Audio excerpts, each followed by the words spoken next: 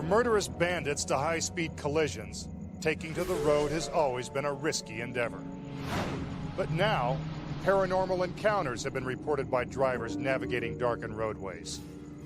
Our next story takes us to a haunted stretch of highway, where the living intersect with the dead.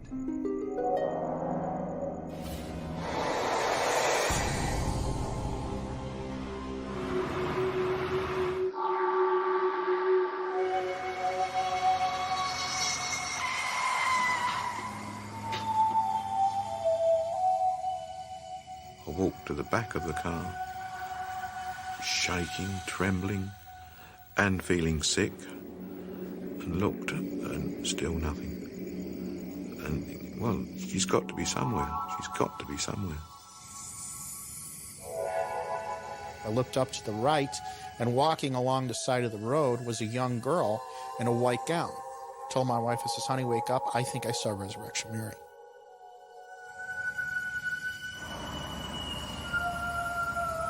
Which absolutely terrified the family. Roadside phantoms, highway spirits. Hitchhiking ghosts appear, then vanish in the blink of an eye. It's a bizarre phenomenon that has occurred on the streets of Chicago and the rural highways of England. Though some lost souls appear as terrifying hags, one alleged spirit has enticed travelers with her beauty and charm.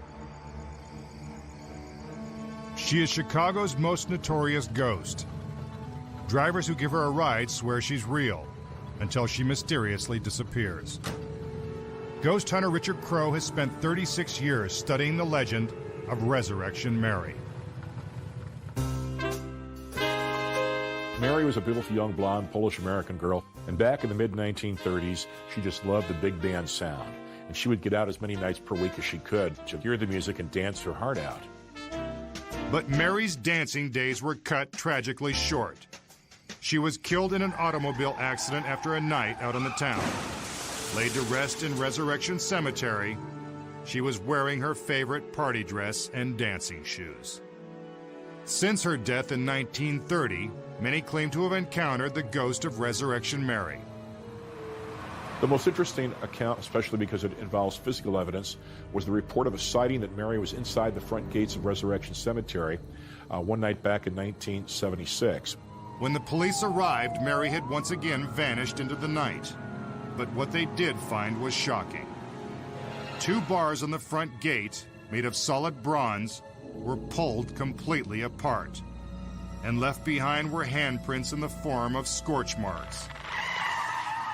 That could only have been accomplished, according to the police, and as far as I'm concerned, by a supernatural entity, because there's no way it could have been faked without great expense, not in plain sight of constant flow of traffic out in that area. I really think that was physical evidence that Mary exists.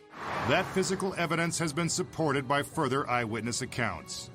One foggy summer night in 1980, the legend of Resurrection Mary became a chilling reality for Sam Miranto and his wife, Julie. We were coming home early in the morning. It was between 1 o'clock and 1:30. And we were driving along Route 171, which is Archer Road, heading towards home. I looked up to the right, and walking along the side of the road was a young girl in a white gown. First of all, I'm thinking, what is a young girl walking along the side of the road at this hour of the day? Sam slowed down to get a closer look.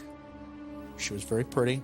She had blonde hair. It was up in pin curls, and she was holding with her left hand shoes, which I presume to be dancing shoes.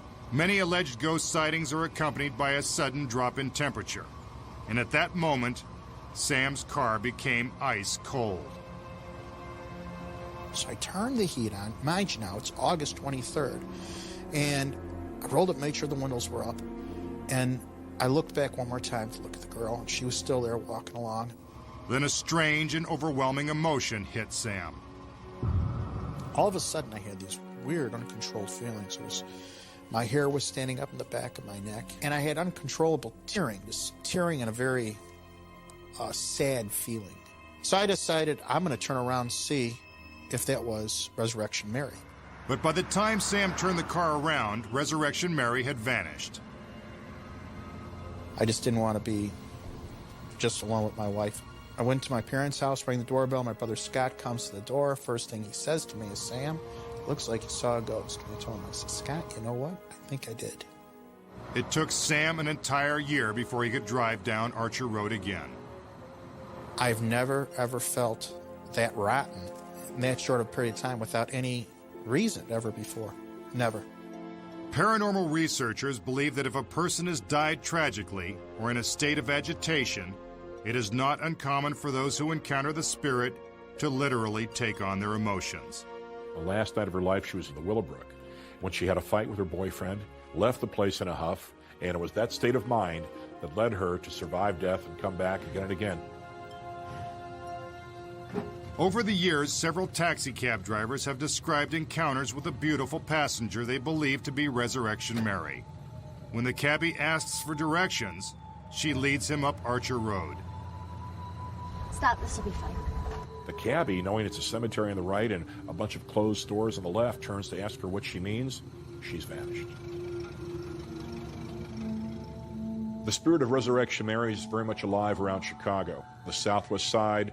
Anywhere in that area, this ghostly young lady may be encountered when the sun goes down and the moon comes out, and out there on the roadways, the ghosts may walk. But Mary is not the only hitchhiking ghost. 4,000 miles across the Atlantic, a pair of spectral apparitions terrify British drivers. We'll have those shocking stories when we come back.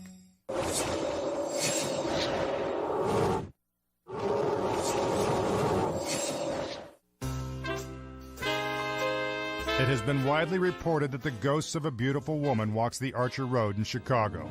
And according to eyewitness accounts, similar spirits haunt Bluebell Hill in Maidstone, England. The apparent victim of a tragic car crash that occurred in 1965 terrifies motorists by walking into the path of oncoming cars.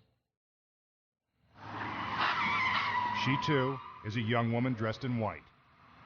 British researcher Sean Tudor relies on the evidence of highly credible testimony. I have around 20 named witness encounters describing the ghost of Bluebell Hill.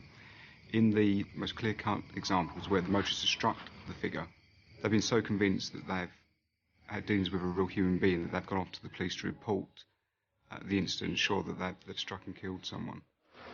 It happened on Bluebell Hill to Ian Sharp on the way home one night after his shift as a tour bus driver. Driving down the hill about 50 miles an hour, just coming home normally, I saw this lady. Didn't take a lot of notice, and she just stood there while I was approaching, and then she just ran straight out in front of the car. I was absolutely terrified. I just didn't know what to do. I got out of the car, I was shaking, I was scared. I thought, I've got to look. Where I went to the front of the car, kneeled down and looked under the car, and there was nothing. Nothing at all. I walked to the back of the car, shaking, trembling, and feeling sick, and looked, and still nothing. And, well, she's got to be somewhere. She's got to be somewhere. Ian rushed to the local police station to file a report. Constable Roger Ginn was the officer on duty that night. Certainly, Mr. Sharp, when I saw him, looked genuinely shocked and worried that he had struck a pedestrian on Bluebell Hill. Ian and the officers went back to the scene of the accident to search for a body. Definitely just about here. You're absolutely terrified. You're scared stiff. And you're shaking, you're trembling because you know you've hit somebody. After an exhaustive search, the police came up cold. Ian Sharp would never really know what happened. Was he too tired to see and think clearly? Or did he have an actual hit-and-run encounter with the supernatural? There have been other sightings at Bluebell Hill, but these involve shocking encounters with a more terrifying phantom. Two families came forward to report what seems to be an entirely different character on Bluebell Hill. And this was of an old, wizened figure of a hag, a hunched old woman, very menacing appearance in dark clothing. This ghastly apparition actually hurls herself onto the windshield of cars. Which absolutely terrified the family. The husband tried to get the car in gear to pull away, As they pulled away, the figure shuffled to the other side of the road and vanished from the roadside. The stories seem too detailed and well accounted to be dismissed as fatigue or white line fever. So heed this traveler's advisory. Keep both eyes on the road, your hands on the wheel, and never stop for strangers.